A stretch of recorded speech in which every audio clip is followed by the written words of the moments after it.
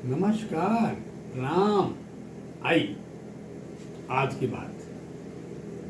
आज की बात क्या? एक तो आज की बात करेंगे। और मैंने कहा था ना कि हमें चर्चा करनी है। एक ज्योतिष प्रेमी ने पूछा कि साहब कैंसर एक ऐसी बीमारी है जो बड़ी भयावह है। हालांकि ये बड़ा पुराना रोग है ये। आयुर्वेद में से कर्कट रोग कहा गया है, कर्कट। और ज्योतिष में राशि ने कर्क के कर्क, कैंसर। खैर, तो इस पर चर्चा करेंगे। चर्चा बड़ी विस्तार वाली है क्योंकि कैंसर के बहुत सारे रूप होते हैं भाई। किन किन कारणों से होता है, कैसे होता है, और क्या ध्यान में कि न हो, बचाव क्या है, ये चर्चाएं हम लोग करेंगे। पर पहले आज की बात हो रहा है। आज तारीख है 17 जनवरी 2026। दिन आज का है शनिवार। तिथि कौन सी आज की है? चतुर्दशी। लिखा ना आपने? आज की जो तिथि है वो है माघ कृष्ण चतुर्दशी। बिल्कुल रिक्ता तिथि है। कल अमावस्या हो जाएगा। हम पोष के अंतिम दिनों में हैं। कल पोष का महीना खत्म हो जाएगा, फिर माघ शुरू हो जाएगा प्रतिपदा से। खैर, नक्षत्र है मूल सुबह तक था, 8:13 तक था। फिर पूर्वाखाड़ भी नक्षत्र है, पूर्वाखाड़। व्याघात नाम का योग अभी चल ही रहा है। चंद्रमा धनु राशि में, मैंने चंद्रमा भी रिक्ता में है, धनु में है, और तिथि भी रिक्ता है, और शनि रिक्ता का मालिक है, शनिवार भी है। क्या कहा जाएगा? मकर राशि थोड़ा ओवरलोड भी है। मकर में 4 ग्रह है भाई। सूर्य है, बुध है, शुक्र है, मंगल है, चंद्रमा बगल बैठा हुआ। मकर थोड़ा ओवरलोड है। ऐसी अवस्थाओं में, सिचुएशन में 3 बातें बढ़ जाती हैं। क्या? विवाद, सामुदायिक विवाद या राजनीतिक विवाद, या वाक्यों में, शब्दों में, भाषाओं में मतभ्रम हो जाना, कंफ्यूज हो जाना। उन्होंने कुछ कहा अलग, उन्होंने कुछ अलग ही अर्थ निकाल लिया। संप्रदाय या धर्मवाद बढ़ने की आशंका, या बड़ा भय रहता है कि धर्म के प्रश्न पर कहीं कोई क्वेश्चन मार्क में पैदा हो जाए। दुर्घटनाएं बढ़ जाती हैं, और खासकर ऐसी जगहों पर जहां कोई धार्मिक जमावड़ा हो जाए, कोई सामाजिक गोष्ठी हो जाए। खैर, तो इन चीजों से थोड़ी सावधानी बरतनी होगी। बाकी विषय पे आ जाते हैं। विषय विषय का नाम था कि आज हम वार्ता करेंगे कैंसर। कैंसर नाम की बीमारी भाई क्यों होती है, और इतनी भयावह क्यों होती है? यह बीमारी किस ग्रुप की है? इसके होने की वजह क्या है? आयुर्वेद ने भी कहा है कि 3 प्रारूप बीमारियों का आधारभूत जो होता है ना, कहा है ना, कफ, कफ, वात, पित्त। ठीक है। होम्योपैथ ने भी कहा है, क्या कहा है? सोर, साइकोटिक और सेफलिस। ये होम्योपैथ ने कहा। और अंग्रेजी भी कहता है, वो भी कहते हैं एस्टिक, अल्कलॉइड, एरी। एलोपैथ में कहता है ये जो बीमारी है वो बदंस विष, या इसको हम ज्योतिष में कहते हैं इस बीमारी को, ये सेफलिस ग्रुप का है, या पित्त ग्रुप की बीमारी है ये। पित्त का संदर्भ ही, पित्त का तात्पर्य ही होता है गर्म। पित्तज, पित्तज को तापस भी कहते हैं। पहले जमाने में, या अभी भी लोग कहते हैं ना, टीबी को लोग कहते थे तपेदिक, यानी तापजन्य, जलाने वाला, क्षय करने वाला, क्षय रोग, नष्ट करने वाला, जो उसको नष्ट कर देता है। आइए, उसी गैंग की बीमारी है टीबी होना, कैंसर होना, सेप्टिस होना, या कुछ हद तक लेप्रोसी भी इसी ग्रुप में आता है, जिसे हमको स्ट्रोक कहते हैं। आइए, कैंसर के बहुत सारे रूप हैं, पर ज्योतिष में जो राशियां जल प्रधान हैं, जल प्रधान, जल प्रधान कौन कौन राशियां हैं? वो राशियां हैं कर्क, वृश्चिक और मीन, इनका काम क्या है? पानी जल का काम है शुचिता, पवित्रता। हम कहते हैं नहा के हम पवित्र हो जाते हैं। तीर्थ यात्राएं कि साहब वो तीर्थ यात्रा पे गए, प्रयाग गए स्नान के लिए, हरिद्वार गए स्नान के लिए। ये नदियों का जल हमें पवित्र करता है। शरीर में भी जो जल है वो पवित्र करता है और वो चाहता है कि हम पवित्र रहें। यानी शुचिता हमारे जीवन के बीमारियों से बचाने का सबसे पहला स्टेप है, पहला स्टेज है शुचिता। जब शुचिता नष्ट होती है, जब ये जल दोषपूर्ण होते हैं, जब ये जल दोषजन्य होते हैं, इनमें को संक्रमण हो जाता है। संक्रमण हो गया तो बीमारी बढ़ गई। तो जो लीडिंग राशि इसकी है, लीडिंग, इसको हम कर कहते हैं, 4 नंबर। हाँ, इसको हिंदी में कर कहते हैं और अंग्रेजी में कैंसर कहते हैं। बिल्कुल इसकी बनावट आपने सिंबल देखा हुआ ना, एक कैंसर केकड़ा होता है ना पानी में, वैसे होता है। और इस रोग का भी जो आक्रमण होता है वो बिल्कुल जैसे केकड़ा अपने शिकार को पकड़ लेता है ना, कैंसर को इसी पकड़ता है। खैर, इस आयुर्वेद में इस रोग का नाम है कर्कट रोग। बड़ा पुराना नाम है भाई, कर्कट रोग। अब पानी की चौकीदारी 3 जगहों पर दी गई मुख्यतः, जहां पर इंपॉर्टेंट जगह है। जो प्रमुख चौकीदारी है, सबसे पहली चौकीदारी है कर्क। पहली जो राशि है वो कहाँ चौकीदारी करता है? ये बिल्कुल हमारे वक्ष पर, जहां हमारा श्वसन नली है ना, जहां हमारा फेफड़ा लंग्स है, कर्क वहीं पर रहता है। ये पहली चौकीदारी करता है श्वास की नलिकाओं द्वारा, फेफड़े द्वारा, ताकि श्वास के मार्ग से कहीं कोई संक्रमण ऐसा न घुस जाए या कुछ ऐसा विषाक्त हो जाए जो बड़ा खराब हो जाए और हमारा फेफड़ा असुरक्षित हो जाए, फिर तो हम सांस ही नहीं ले पाएंगे, बड़ी दिक्कत हो जाएगी। और तो पहला चौकीदारी कर्क का है। इसके भी अपने नक्षत्र हैं, पुनर्वसु, पुष्य और अश्लेषा। आइए इस बात करेंगे। फिर दूसरा वृश्चिक, स्कॉर्पियो। चौकीदारी की सुरक्षा की अहम जिम्मेदारी वृश्चिक को दे दिया गया। ये जो वृश्चिक है ये कहाँ चौकीदारी करता है? कहाँ? नीचे वाले पार्ट में, जो हमारी एरिया है ना, जो हमारी इंटेस्टाइनल एरिया है, जहां हमारे आंत हैं या जहां एनस है, जहां हमारा गुदा मार्ग है, ये वो जगह है जो पानी से के संपर्क में रहते हैं और वहां पानी रहता है। पानी बड़ा आवश्यक है। पानी कम हो जाना, पानी बढ़ जाना बड़ी दिक्कत पैदा करता ना। पानी बढ़ गया का सब बॉडी में वाटर रिटेंशन हो रहा है, पानी निकल नहीं रहा है। घट गया, अरे बॉडी में डिहाइड्रेशन हो गया।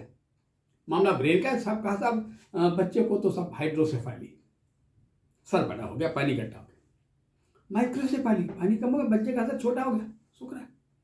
खैर, तो पानी का बड़ा खेल है, बड़ा। अब तीसरे नंबर जो मीन आ गया, बाहर है 12 नंबर, ये है मीन, जहां पूर्वा भाद्रपद, उत्तरा भाद्रपद और क्या है? रेवती। ये 2.25 नक्षत्र हैं, उनके 9 चरण हैं। वृश्चिक के हैं कौन कौन सा नक्षत्र? विशाखा, अनुराधा, ज्येष्ठा, ये है। और वहां मीन है। मैंने समझाया था कि जो ज्योतिष की फिजियोलॉजी है, इसको मैंने बताया था ना क्या है स्ट्रक्चर। कहा बिल्कुल आपने माँ के गर्भ में बच्चे का चित्र आपने देखा होगा, बिल्कुल वो अर्धचंद्राकार होता है, ऐसे होता है, बिल्कुल टर्न होता है। ज्योतिष कहता है जीवन वृत्ताकार है, जहां से शुरुआत होती समापन भी वही होता है। यानी हमारे सर से लेके पैर के तलवे के बीच में बड़ा कोरिलेशन है, दोनों बड़े इंटरकनेक्टेड हैं भाई। बिल्कुल देखा जाए तो बच्चे का पर, पैर और सिर ऐसे अर्धचंद्राकार में जुड़ा होता है, जुड़ा होता है ऐसे। मीन हमारे शहर में यहाँ मेष और है, दोनों का मिलन हो रहा है। मेष एक पहली राशि है और मीन अंतिम राशि है। और ये आकाश तत्व है, यहाँ शून्य है, शून्य यहाँ, शून्य में दोनों का मिलन हो रहा है। यहाँ न्यूरॉन बन रहे हैं। जुपिटर नाम का जो ग्रह है, जिसको ऊर्ध्वमुख कहते हैं ना, आकाश तत्व का मालिक। ग्रहों की 3 अवस्थाएं हैं, मैंने कहा ना, ऊर्ध्वमुख, अधोमुख और तिर्यकमुख या परस्परमुखी कह लो, जो भी कह लो। खैर, ये ऊर्ध्वमुख है, ये ऊपर का इलाका है, ये सीधे आकाश से होता है। हमारा जीवन दो गुरुत्वाकर्षणों से जुड़ा हुआ है। एक पृथ्वी का गुरुत्वाकर्षण जिसमें हम टिके हुए हैं, पृथ्वी हमें खींच रही है, एक आकाश हम दोनों के बीच में है। नहीं, सच में हमारा एंटीना यहीं पे, जहाँ सारा जो आज्ञा चक्र है, आदेश वाहक सभी, ये हाइपोथैलेमस है, ये हमारा पिट्यूटरी ग्लैंड है, पिनियल ग्लैंड, ये सब बड़ी इंपॉर्टेंट चीजें हैं, यहाँ से रूल होती है। वही मास्टर जिसको हम पिट्यूटरी ग्लैंड कहते हैं। आइए, अब ये मीन यहाँ पर है, यहाँ बिल्कुल तरंग तैरते है। जैसे किसी पानी में छोटी छोटी मछलियों को तैरते आपने देखा होगा ना, कि पानी में तैर रही है और लगता है कुछ करंट का प्रवाह हो रहा है, देखने में ऐसा लगता है। क्योंकि मछलियां या तो रंग बिरंगी होती है, या तो मैक्सिमम व्हाइट होती है, या ब्राउनिश होती है। वैसे यहाँ भी जो तरंग दैर्घ्य हो रहा है ना, वैसे देखने में लगता है हमारे ब्रेन के अंदर। और न्यूरॉन की मात्रा अंश असंख्य है, अनकाउंटेबल है। यानी एक सुरक्षा यहाँ है, जिसके बिगड़ने से ये सब प्रॉब्लम होता है ना, कि साहब ब्रेन में पानी आ गया, हाइड्रोसेफेली हो गया, मैं तमाम, या ब्रेन में कैंसर हो गया, कुछ और, चाहे वो लंबा विषय हो जाएगा। या इसका कनेक्शन हमारे बोन मैरो से होता है ना, जहाँ इस तरह कैंसर होते हैं, भाई बड़ा प्रॉब्लम, ल्यूकेमिया हो गया, थैलेसीमिया हो गया, एप्लास्टिक एनीमिया हो गया, माइलोमा हो गया, ऐसे नाम दिए जाते हैं। ये लंबा विषय हो जाएगा। आइए हम पहले एक पे टिकते हैं। आइए, नाम कैंसर दिया गया क्योंकि इसकी राशि। अब जितनी तत्व हैं, ये जल तत्व है, अग्नि तत्व है, पृथ्वी तत्व है, वायु तत्व है, इन सबके काम बांट दिए गए हैं। सारे डिपार्टमेंट काम अलग अलग हैं, और सबके साथ दोनों चीजें हैं। उनका मजबूत होना, उनकी चौकीदारियां हैं, सबकी इम्यूनिटी भी अलग अलग है, डिफरेंट है, एक समान रूप से नहीं। आइए, अब हम दो कुंडलियों को एग्जाम्पल में लेते हैं, जो कैंसर रोग से पीड़ित रहे हैं लोग या पीड़ित हैं। आइए, कैसे इसमें कैंसर हो गया, क्यों हो गया? हालांकि एक और रीजन होता है, समझाएंगे बाद में हम, उसे कहते हैं गर्भस्थ, गर्भ की अवस्था में ही बीमारी के कारण का बन जाना। क्योंकि बच्चा पैदा होने के पहले उसका पदार्पण तो हो जाता है माँ के गर्भ में, 9 महीने बाद बाहर आता, भाई ओरिजिनेशन तो बन जाता है। और माँ के पेट में आने के बाद से हम इस वातावरण के संपर्क में आ जाते हैं। ऐसा न होता तो अभिमन्यु चक्रव्यूह का पाठ माँ के पेट में न सीखा होता। आई बात? खैर, वही से सेंसरी ऑर्गन काम करने शुरू कर देते। वो और लंबा विषय होगा, उसको भी हम समझाएंगे आपको। लेकिन पहले आज के विषय को हम आ जाए, लाइन पे आ जाए, कि जहाँ बात कर रहे थे वहाँ से हम विषयांतर न होने पाए। भाई आइए, ये कुंडली मेरे सामने है, कुंडली फीमेल की। इनका जन्म है 17 नवंबर 1962। समय है 9:04, 9:04 PM, रात हो चुकी है। और जन्म गोरखपुर का है, शहर गोरखपुर है। आइए, ये कुंडली मिथुन लगन की है, कुंडली मिथुन लगन की है। और जो लग्न का मालिक बुध है वो अस्त है कुंडली में, 2659 कम्बस्ट। उसका सहयोगी मित्र जिसको हम शुक्र कहते हैं वो भी कम्बस्ट है। उसका सहयोगी मित्र जो शनि है वो भी कम्बस्ट है। ये तीनों कम्बस्ट, शुक्र भी अस्त है, बुध भी अस्त है, और शनि भी अस्त है। और मिथुन लग्न कुंडली में ही त्रिकोण के मालिक हैं, लग्न, पंचम भाव और नवम भाव। आइए, ये तीनों तो कमजोर हो गए। ये अल्कलाइड है, ये क्षारीय है, इनका स्वभाव क्षारीय है। अब देखा जाए तो जीवन का प्रमुख चौकीदार है, उस चौकीदार का नाम होता है मंगल। ये जीवन का प्रमुख चौकीदार है, मंगल। जब शब्द इम्यूनिटी का आया, प्रतिरोधक क्षमता का शब्द आया, तो मंगल की बात आ गई। हमने देखा कि कुंडली की जो राशि है वो कर्क है, राशि ही कर्क है, और मंगल वहां जाके बैठ गया। अब मंगल नाम का जो प्लेनेट है, ये तो भूसुत है, पृथ्वी को रिप्रेजेंट करता है। इसे भित्तिका कहते हैं। जो जमीन में जो मिट्टियां हैं उसका मालिक मंगल है। उसमें जो सबसे मजबूत मिट्टी, लाल जो मिट्टी होती है ना, वो बहुत मजबूत है। चाहे लाल बालू हो, लाल पत्थर हो, लाल मिट्टी हो, मंगल। और कर्क बहता पानी है, सबसे तेज धारा वाला पानी कर्क है। क्या ये दोनों एक साथ इकट्ठे हो गए? एक साथ इकट्ठे हो गए और आसपास कोई ग्रह, अगल बगल कोई प्लेनेट नहीं, सब दूर दूर चले गए।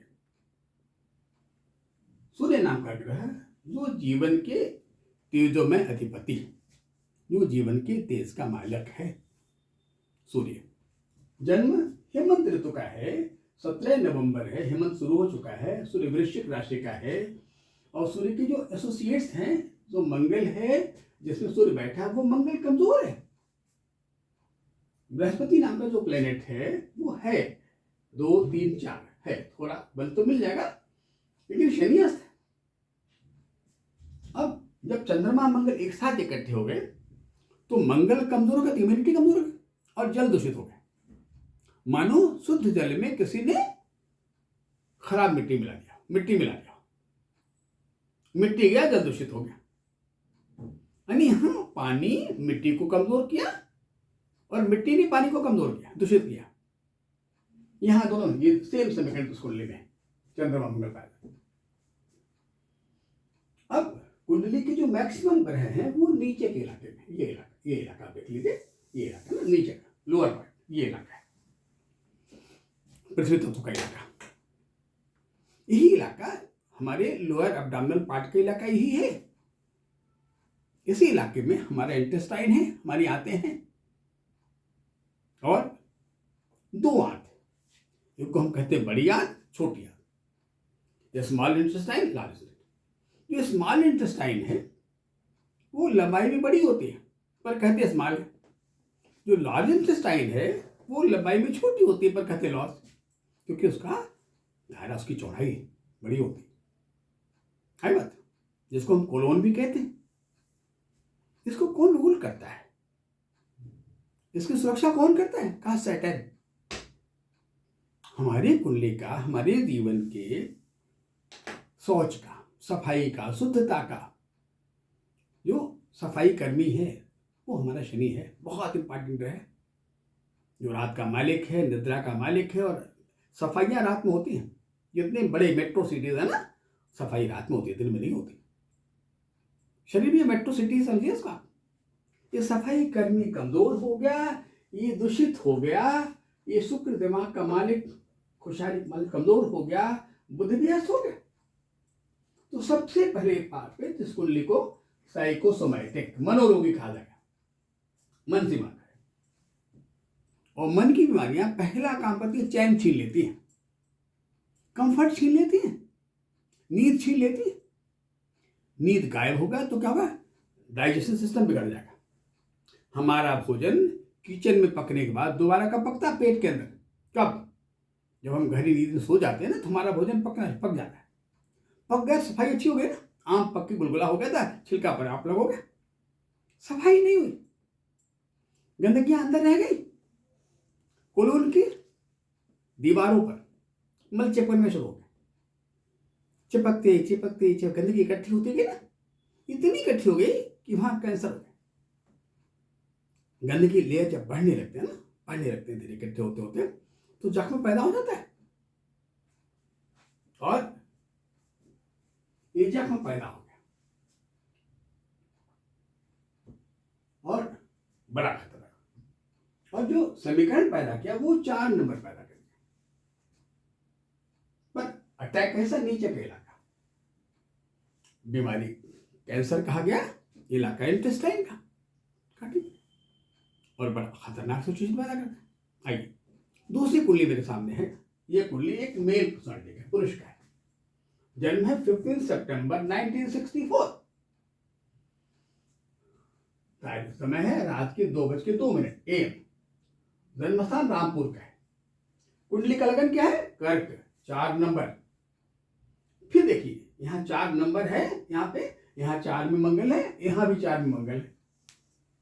यहाँ का जो मंगल वो चंद्रमा के साथ है, यहाँ का जो मंगल 4 नंबर में वो शुक्र के साथ है।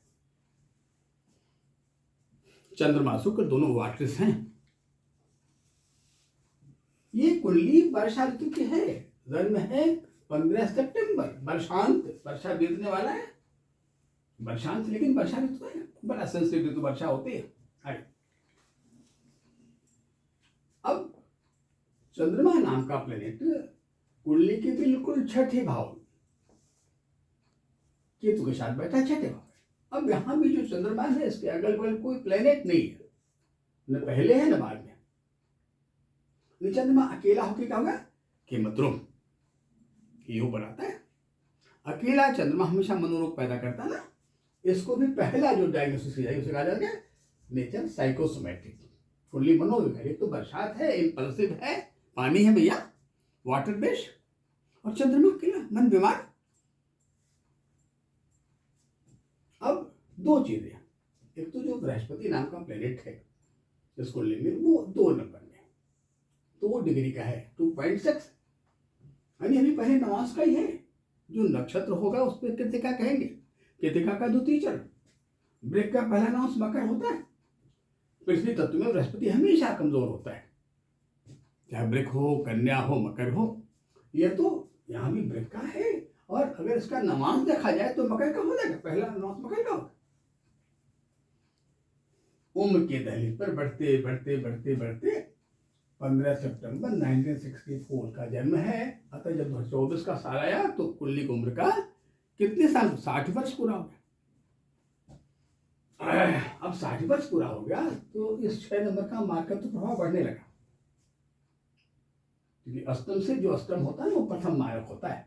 आइए, बुध नाम का ग्रह जो इस पृथ्वी तत्व की चौकीदारी करता है, इस नीचे के इलाके का ना, इस इलाके, ये बुध ऊपर चला गया, यहाँ आ गया, सूर्य के साथ बैठ गया।